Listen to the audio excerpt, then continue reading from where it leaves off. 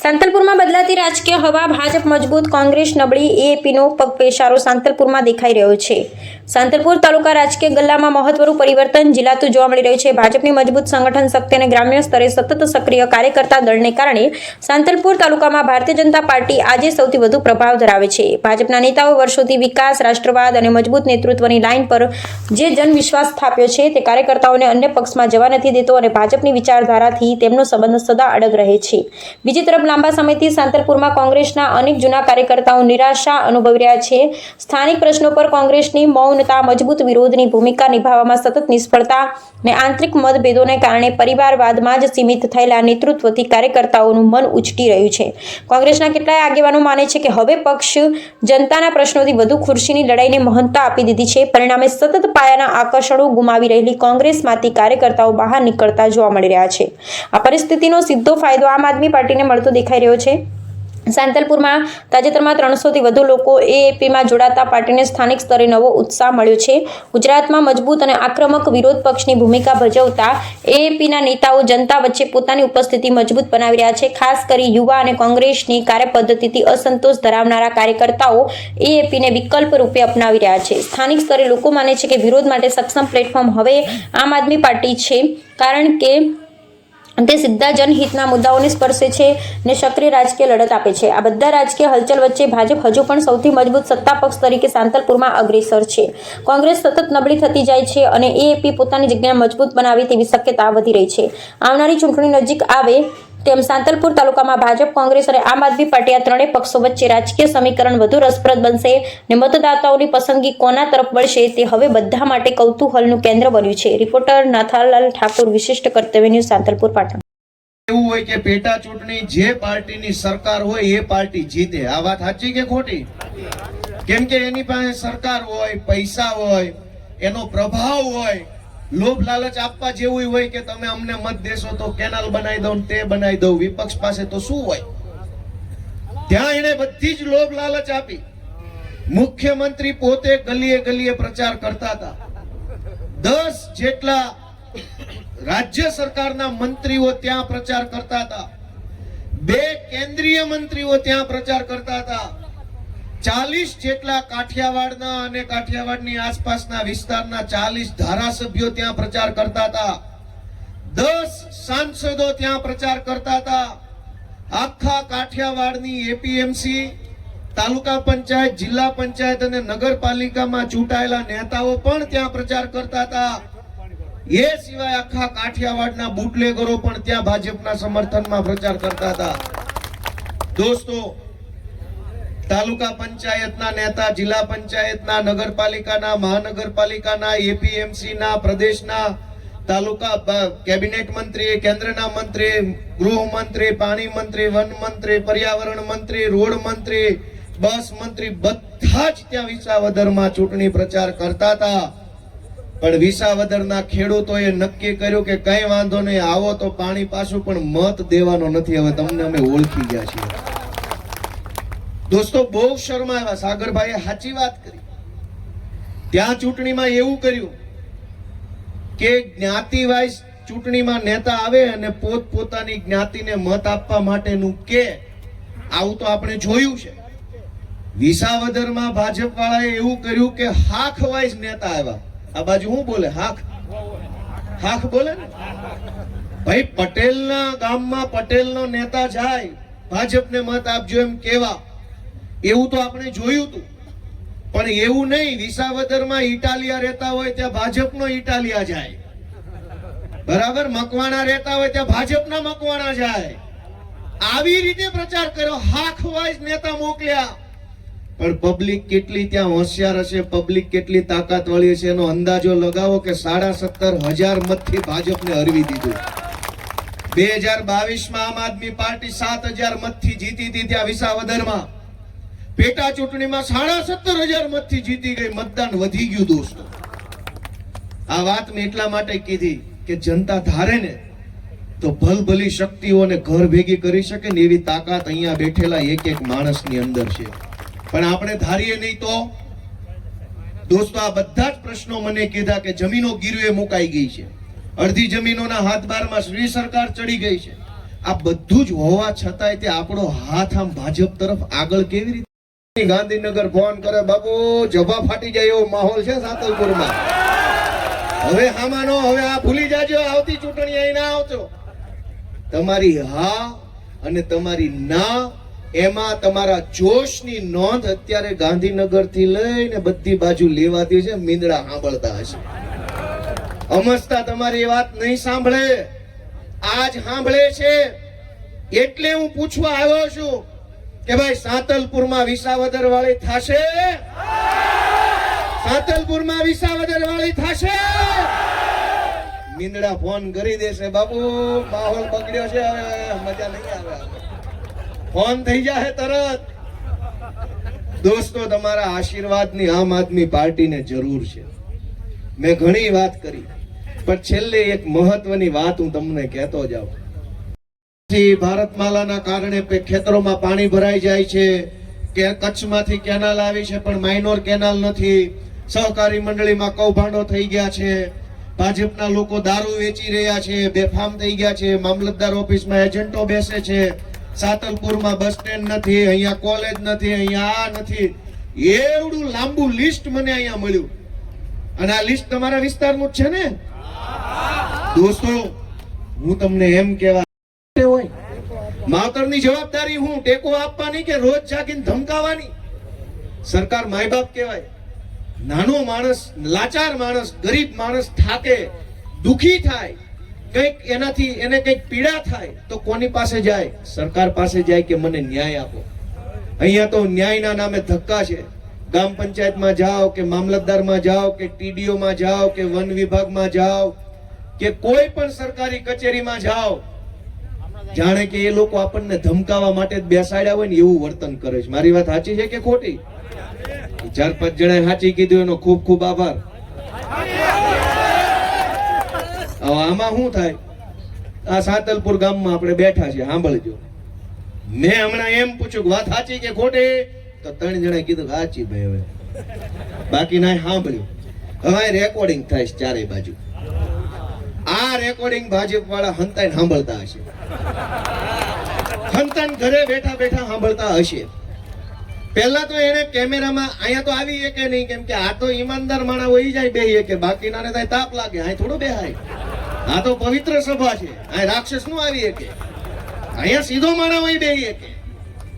દોસ્તો, મેં તમને પૂછ્યું ફરે છે, બધાને વિનંતી છે કે કાગળ મેલો, ચૂંટણીઓમાં આવો, રાજનીતિ કરો, ચૂંટણી લડો. એકવાર હારશો, કદાચ બીજી વાર હારશો, પણ ત્રીજી વાર આ વિસ્તારના સારા નેતા તરીકે તમે આગળ આવી શકશો. દોસ્તો, આ ભાજપના માણસોએ ડરનું એવડું મોટું શાસન કર્યું કે કોઈને આગળ ન આવવા દીધા. આ હું 36 વર્ષનો વ્યક્તિ છું. અત્યારે હાલમાં મારી ઉંમર 36 વર્ષની છે. હું 27-28 વર્ષનો હતો ત્યારે રાજનીતિમાં આવ્યો. કોઈ બુદ્ધિ નહોતી, કઈ ખબર રાજકારણની પડતી નહોતી. પાર્ટી કેવી હોય, નેતા કેવા હોય, હોદ્દા કેવા હોય, પાર્ટીમાં શું કરવાનું, કેવી રીતે બોલવાનું, ક્યાં જવાનું, કશી જ ખબર નહોતી પડતી. પણ મને એમ થયું કે ગુજરાતમાં ભાજપની સરકાર જુલ્મી સરકાર છે, તાનાશાહી સરકાર છે. આની સામે બોલવું પડે તો કઈ ખબર નહોતી પડતી, પણ એક ખબર પડતી હતી કે આ લોકોને ઘર ભેગા કરવા હોય તો રાજનીતિમાં જવું પડે, પાર્ટીમાં જવું પડે. ખોટી એટલે ઢીલી 3-4 જણાએ હા પાડી. એટલે આ 1, 2, 3, 4, 10, 15 કેમેરામાં લાઈવ આલે છે. ઈ લાઈવ આ સાતલપુર, રાધનપુર, ચાણસ્મા, સમી આ બધા વિસ્તારના ભાજપ વાળા હંતાઈને સાંભળતા હશે. આમ જનતાની પીડા કોઈ દિવસ નહીં સાંભળે. પણ ગોપાલ ઇટાલિયા આજે સાતલપુર આવ્યો છે ને તો બધા ધ્યાનથી મીંદડાની જેમ હંતાઈને આમ સાંભળતા હશે. અમસ્તા નહીં સાંભળે, આજે જ સાંભળશે. પણ હવે હું તમને એમ પૂછું કે ભાઈ આ સમસ્યા છે, વાત સાચી કે ખોટી? એટલે તમે ધીમી હા પાડો ને, આ કેમેરાના માધ્યમથી ઓલા મીંદડા હંતાઈને સાંભળે. એટલે એના મનમાં શું થાય કે સંખ્યા જાજી છે પણ કોઈને રસ નથી, એમના પરાણે બેઠા હોય એવું લાગે. એ તમારા હાંકલા ઉપરથી પેલો મીંદડો નક્કી કરે કે વાંધો નથી આવે એમ સાતલપુરમાં, એટલે તરત ગાંધીનગરમાં બેઠેલા બોસને ફોન કરે, કાકા મુંજાવા જેવું નથી, સાતલપુરમાં લૂંટાય એટલું લૂંટજો, હજુ પબ્લિકને કાંઈ વાંધો નથી. પણ હું તમને અહીંયા એમ પૂછું કે ભાઈ આ અન્યાય થાય છે એ વાત સાચી કે ખોટી, એટલે પબ્લિક એને પૂરી તાકાતથી એમ કે બરાબર છે. એટલે ઓલા આમ આદમી પાર્ટી દ્વારા આયોજિત ગુજરાત જોડો જનસભામાં દૂર દૂરથી અલગ અલગ ગામડાથી પધારેલા સૌ આગેવાનો, વડીલો, ખેડૂતો, પશુપાલકો, યુવા દોસ્તો, માતાઓ, બહેનો, દીકરીઓ બધાયનું હું હૃદયપૂર્વક ખૂબ ખૂબ સ્વાગત કરું છું. બધાયને હું પ્રણામ કરું છું. અને આ નવા વર્ષમાં પહેલી વખત હું સાંતલપુરમાં આવ્યો છું, એટલે બધાને મારા નવા વર્ષના રામ રામ કરું છું, નવા વર્ષની શુભેચ્છા પાઠવું છું. મને એમ લાગે છે કે તમારા બધાની આટલી વિશાળ સંખ્યામાં હાજરી અને એમાંય પણ 1000 ગણો ઉત્સાહ એ જોતા એમ લાગે છે કે સાંતલપુરથી વિસાવદર વાળી થવાની છે હવે. અને એટલે હવે કઈ કહેવા જેવું છે નહીં, તમે બધું જ સમજી ગયા છો.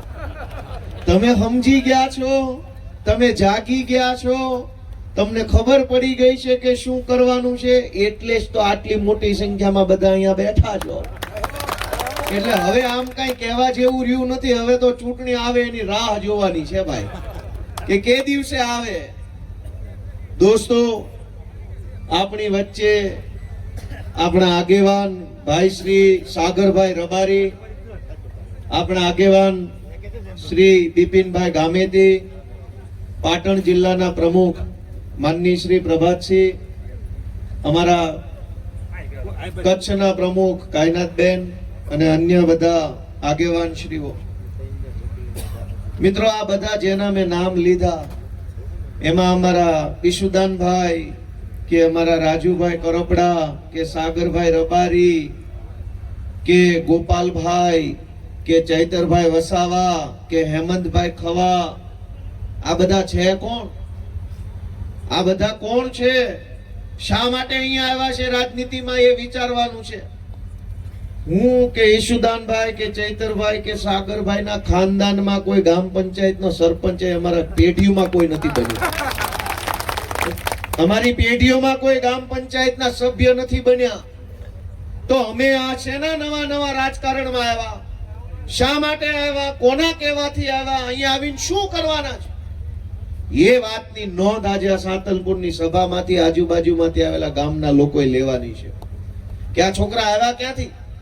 ચૈતરભાઈ વિસ્તરણ અધિકારી હતા સરકારમાં, હું પોલીસ કોન્સ્ટેબલ હતો, ઈશુદાન ગઢવી પત્રકાર હતા, સાગરભાઈ ખેડૂતો માટેનું ચળવળ ચલાવતા હતા. કોઈને રાજકારણમાં આવવું પડે એવી જરૂરિયાત નહોતી. ભગવાને બધાને સુખી ઘરમાં પેદા કર્યા હતા. રળી ખાય, રોટલા શાકનું થઈ જાય, શાંતિ જીવી શકે એવા ઘરમાં અમે બધાય પેદા થયા. પણ શા માટે અહીંયા આવ્યા? ઈશુદાનભાઈ કે ચૈતરભાઈ કે રાજુભાઈ કે સાગરભાઈ કે ગોપાલભાઈ કે પ્રવીણભાઈ કે જથ્થાબંધ નામ, આ બધાય લોકો એવા છે, એમણે જોયું કે ગામડાનો માણસ ખૂબ દુખી છે. નાનામાં નાની વસ્તુ માટે થઈને આપણે સરકારી સાહેબોને ભૈસાબ બાપા કરવા પડે છે, હાથ જોડવા પડે, નેતાઓના પગ ઝાલવા પડે. એ પરિસ્થિતિ બધાએ જોઈ તો બધાને પોતપોતાના મનમાં એમ વિચાર આવ્યો કે કંઈક તો કરવું પડશે. આમ નામ તો ચાલે નહીં, આવું તો ચાલવા દેવાય નહીં. તો ક્યાંકથી એ ઊભા થયા, ક્યાંકથી બીજા ઊભા થયા, ક્યાંકથી ત્રીજા ઊભા થયો, ક્યાંકથી ચોથા ઊભા થયા. બની આમ આદમી પાર્ટી અને ભાજપને લલકાર ફેંક્યો કે હવે આવી જાજો, ભરતના દીકરા હોય હામાં જોઈ લેશું. 30 વર્ષ સુધી ડરનું શાસન ભાજપ વાળાએ ચલાવ્યું કે જે બોલે એને ડરાવવાનો. ગામની પંચાયત થી લઈ અને સંસદ સુધી ડરનો માહોલ. ગામડાની અંદર જે માણસે આપણને ગાળ દઈ દીધી હોય ને એક વખત, એ રામ રામ કરે ને તો રામ રામ કરવાનું મન ન થાય. જા ને ભાઈ રામ રામ વાળી જા. થાય કે ન થાય? જે માણસ આપણને તુકારો કરી લે ને, એ આમ લાંબો હાથ કરે ને મળાવવા માટે, તો આપણે ન મળાવીએ એને હાથ. વાત સાચી ખોટી? આપણો હાથ આમ લાંબો ન થાય. કોઈ મેણું મારી જાય, કોઈ ગાળ દઈ જાય, કોઈ આપણને અપમાનિત કરી જાય, એની સામે આમ હાથ મિલાવી નથી શકતા આપણે. અને 30 વર્ષથી આપણી જમીનો ગીરવે મુકાઈ ગઈ, જમીનોમાં શ્રી સરકાર થઈ ગઈ, કેનાલમાં પાણી નહીં, મંડળીમાંથી પૈસા ઉપડી ગયા, ગામમાં બસ નહીં, બસ સ્ટેન્ડ નહીં, ટોલ નાકે બબાલ, અને છતાંય આપણો હાથ ભાજપ તરફ લાંબો થઈ જાય છે. છતાં ઈવીએમ માં ગોતીને બટન ભાજપનું દબાઈ જાય છે આપણા હાથે. તો આપણું જે અત્યારે જે કઈ પ્રોબ્લેમ છે, સમસ્યા છે, એ તો આપણા હાથે જ પેદા થઈ ગણાય. મારી વાત સાચી છે કે ખોટી છે? મિત્રો, મારા સહિત આપણે બધાએ એક ભૂલ જીવનમાં વારંવાર કરી છે, એમાં હુંય છું, કે ચૂંટણી આવે ત્યારે આપણે ગોતીએ કે આપણી જ્ઞાતિનો કયો છે, આમાં આપણી જ્ઞાતિનો કોઈ ઊભો છે કે નહીં, અટક જોઈએ, હાથ જોઈએ, નક્કી કરીએ કે શેમાં આવે, ઇટાલી આપણામાં આવે કે ન આવે. આપણામાં ન આવે તો આપણે મત નથી દેતા. પછી ભલે ને હારા માણામાં આવતો હોય અને આપણામાં આવતો હોય ને નબળામાં નબળો માણસ હોય તો આપણે એમ કે જેવો હોય એવો આપણામાં આવે છે, બટન દબાવવાનું. મિત્રો, હું એમ કહેવા માંગુ છું કે બધાએ પોતપોતાની જ્ઞાતિના માણસને મત આપેલો છે. સમસ્યા તો એ પછી ઊભી જ છે ને. પોતપોતાની જ્ઞાતિના ધારાસભ્યો રાંધનપુરથી બધાયના એક વખત બની ગયા. જમીનો તો તોય છૂટી ન થઈ, કેનાલમાં પાણી તોય ન આવ્યું. બધી જ્ઞાતિ જેને પોતપોતાની જ્ઞાતિનો ધારાસભ્ય બધા એક વખત બનાવી લીધો. વાત સાચી છે કે ખોટી? અહીંયા જે મુખ્ય જ્ઞાતિઓ છે સંખ્યાબળની દ્રષ્ટિએ બધાયનો એક વખત ધારાસભ્ય બન્યા. શું થયું? પ્રશ્ન એના એ છે, ધારાસભ્યો ટેસડા કરે છે, પબ્લિક તો ત્યાંની ત્યાં જ રહી ગઈ. મિત્રો, હું બધાને એવી વિનંતી કરવા આવ્યો છું કે ચૂંટણીઓ આવતી રહેશે, જાતી રહેશે, પાર્ટીઓ બનતી રહેશે.